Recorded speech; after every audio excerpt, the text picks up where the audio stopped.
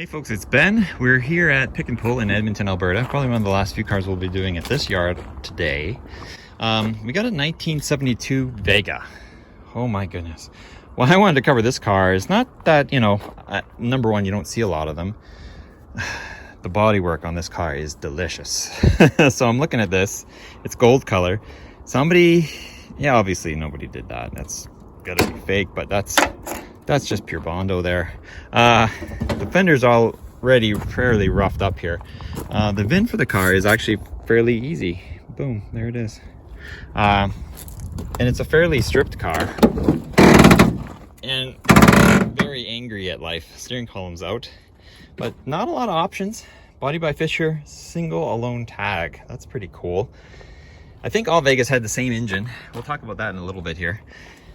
Wipers, lights, just a heater. Oh, is that what I think it is? No, it's just an automatic. There's no extra pedals there. It's just the way to shift it must be a power glide. Something awful probably. Ooh, I can see through the car. That's not cool. AM only engine or radio. 80,000 clicks, and that's probably it. If I had to guess.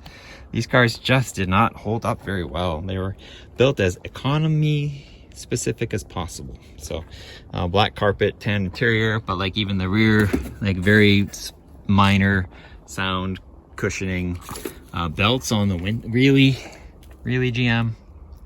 Okay, belts on belts. Okay, nice glass for a car. If you need it, like, where are you gonna get that Vega side glass? You're gonna go to Junkyard and get it. Little 4-lug wheels. This is a hatchback. You can tell by her long, and that is long gone. This fender is not. Okay, never mind. It's pretty rusty. But what was neat is that the back pieces are gone, so we can actually look inside and see some of how they construct the car. The sound deadening and some of the panels where some holes are. Actually, I can't even see that well. It's a bunch of stuff underneath this little deck lid. Did that open? Oh yeah, I lifted up or something. Something like that. There's a subframe on this thing, actually, as we're looking at it here. So that's neat. You could, an extra hatch area for sure. And we got slide marker lights, all that fun stuff. Oh, angry doors. So angry. Manual mirrors. The windows still work. The glove box is gone, but the slot's still there. And the park brake, the key fob, not for this car. Oh, the headlight bezels are here. It's half the value. This is really, yeah, the seatbelts are atrocious in that. And in 72 you didn't wear them, but still. Ugh, and there, now you're gonna lift the panel up. And so we're looking at some rust issues. Come on, and screw it. Looking at some rust issues. I don't think that was cut away. How thin that is. That's what Vegas like to do. They like to rust.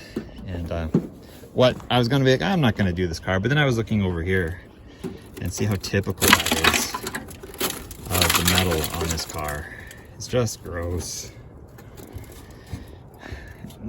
Nice engine, nice try.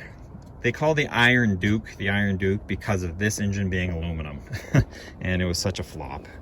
So it's not a very great engine. I think it's aluminum with iron sleeves, or not. It's not just all aluminum, something like that. It didn't work. And they had oil consumption issues. Some words, more fenders like gone. And like, there's not really a front sub assembly on these either, right? There's a little bit of metal work, but they would fatten up. And you'd have to, my dad used to work on these back in the day. You'd have to bring the front back in, because it would just start falling. It would just start falling open, from main roads or whatever roads that you were on. So somebody took the wipers, and they probably took the windshield, because it's probably fairly rare now. What a cute, no mirror on the other side, if you can see it. Cute little pretend mirror, and the paint is toast, but I'm sure that's after. So anyway, cute car in its day, but yeah, they've come a long way even with the cheap stuff. If you guys have any questions or comments, leave them. Subscribe to my channel, Turbo231, for more awesome stuff. Neat to see cars like this in the yard. I mean, it had to live this long to get here. Car's over 50 years old, so kudos to it. But yeah, they were interesting in their day.